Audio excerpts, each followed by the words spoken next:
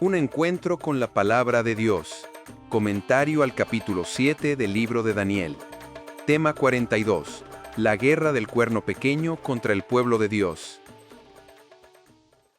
En el video anterior, vimos que los santos del Altísimo son los fieles hijos de Dios, aquellos que permanecen leales a su pacto. En este nuevo estudio, analizaremos qué significa que el cuerno pequeño haya hecho guerra contra este grupo fiel. En Daniel 7:21 y 7:25 encontramos tres expresiones que describen ese ataque. El profeta afirma que el cuerno pequeño hacía guerra contra los santos y los vencía. Luego añade que a los santos del Altísimo quebrantará. Y finalmente declara que serán entregados en su mano hasta tiempo, tiempos y medio tiempo. Sin duda, estas tres expresiones describen una misma realidad. El pueblo de Dios fue enfrentado, oprimido y puesto bajo la autoridad del cuerno pequeño por un periodo profético definido. La mayoría de los comentaristas coinciden en que estas frases señalan una persecución directa por parte de este poder opresor. Andrew E. Hill, por ejemplo, resume una de las características centrales del cuerno pequeño como oprimir a los santos del Altísimo o ejercer una persecución prolongada. Wendy L. Witter expresa la misma idea al afirmar: durante un tiempo tendría control sobre los santos. Por su parte, Stephen R. Miller ofrece una explicación más amplia. Este demente no solo blasfemará contra Dios, sino que también oprimirá a los santos del Altísimo. Oprimir traduce el término arameo yevalé, que significa literalmente desgastar, como se desgasta una prenda de vestir. Los creyentes serán acosados día tras día hasta que sus vidas se vuelvan miserables. La libertad religiosa será abolida y se ejercerá presión económica para obligar a la gente a seguirlo y a abandonar su fe. El panorama que presentan estos comentaristas es claro. El cuerno pequeño no solo se opone al pueblo de Dios, sino que busca desgastarlo y debilitarlo, hasta someterlo por completo. En otras palabras, la Iglesia Católica, representada por el cuerno pequeño en esta profecía, ejercerá una persecución contra el pueblo fiel con el propósito de destruirlo.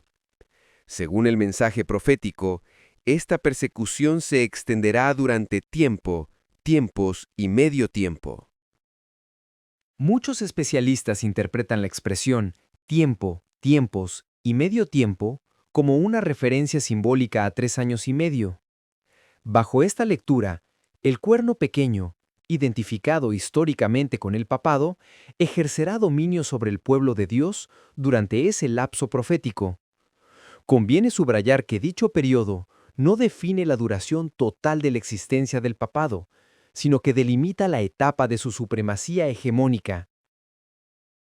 Tal como explicamos en videos anteriores, la institución papal surgió en una época muy temprana del cristianismo y su influencia se proyecta hasta los días finales de la historia humana. No obstante, es en el año 476 después de Cristo cuando el Imperio Romano Occidental se derrumba y la Roma pagana pierde su autoridad, que el papado emerge plenamente como un poder político-religioso. A partir de entonces, da los primeros pasos para consolidarse como una fuerza histórica de peso, capaz de ejercer una influencia significativa, y en muchos sentidos opresiva, en el desarrollo de la historia europea. Debemos entonces dirigir nuestra mirada a la historia y buscar, poco después del año 476 después de Cristo, un periodo en el que la Iglesia Católica haya ejercido opresión sobre el pueblo de Dios durante tiempo, tiempos y la mitad de un tiempo, es decir, 3 años y medio. Sin embargo, antes de identificar ese momento histórico, es importante comprender cómo debe interpretarse este periodo profético.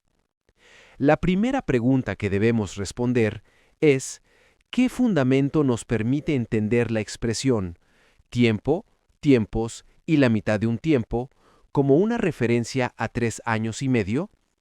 Existen, al menos, 2 razones que sustentan esta interpretación. 1. En Daniel 4:16, 23 y 25 se emplea la misma palabra para tiempo con el sentido de años. De hecho, la Septuaginta traduce Daniel 4:16 como 7 años. En este capítulo se describe la locura que habría de afligir a Nabucodonosor durante 7 tiempos, lo cual, a la luz del propio texto y de su traducción griega antigua, se entiende claramente como 7 años. Y 2. La palabra aramea traducida como tiempos es idaninin, el plural de idán. Este término puede funcionar tanto como un plural regular como un plural de dualidad. Si se tomara como plural común, podría referirse a 2, 3, 4 o más tiempos, es decir, años. Sin embargo, muchos especialistas sostienen que en este pasaje se emplea un plural de dualidad, lo cual indica específicamente 2 tiempos. Esta interpretación es respaldada por diversas traducciones contemporáneas y clásicas que optan por verter la expresión como 2 tiempos. Entre ellas se encuentran la Biblia Católica Latinoamericana, la Biblia Textual, la Biblia de Serafín de Aucejo, la Biblia de Torres Amat y la Nueva Versión Internacional, entre otras. Por lo tanto, la expresión tiempo, tiempos y la mitad de un tiempo puede entenderse como 3 años y medio. Un tiempo equivale a 1 año, 2 tiempos corresponden a 2 años, y la mitad de un tiempo representa medio año. La suma total es, por consiguiente, 3 años y medio. Esta interpretación ha llevado a que diversas traducciones modernas viertan el pasaje directamente con ese valor temporal. Entre ellas se encuentran la Biblia en traducción lenguaje actual, la Nueva Biblia de las Américas, la Biblia traducción lengua actual interconfesional, la Biblia de Jerusalén, Biblia al día, la Nueva Biblia latinoamericana de hoy, la Nueva Biblia de los hispanos, la Nueva Versión Internacional, la Dios habla hoy versión española, entre otras. Es interesante observar que este mismo periodo, 3 años y medio, aparece reiteradamente en la Biblia dentro del mismo marco temático, la persecución contra el pueblo de Dios. Lo encontramos nuevamente en Daniel 12:7 y en Apocalipsis 12:14, donde la expresión conserva el mismo significado simbólico y el mismo contexto profético. Además, resulta fundamental notar que 3 años y medio, al ser convertidos a meses, equivalen a 42 meses, y al expresarlos en días, siguiendo el calendario profético de 30 días por mes, suman 1260 días. Esta correspondencia armoniza perfectamente con Apocalipsis 11, 2 y 3, donde Juan utiliza ambos valores, 42 meses y 1260 días, de manera intercambiable. El tema en estos pasajes es idéntico, la duración del periodo de opresión que sufrirá el pueblo de Dios.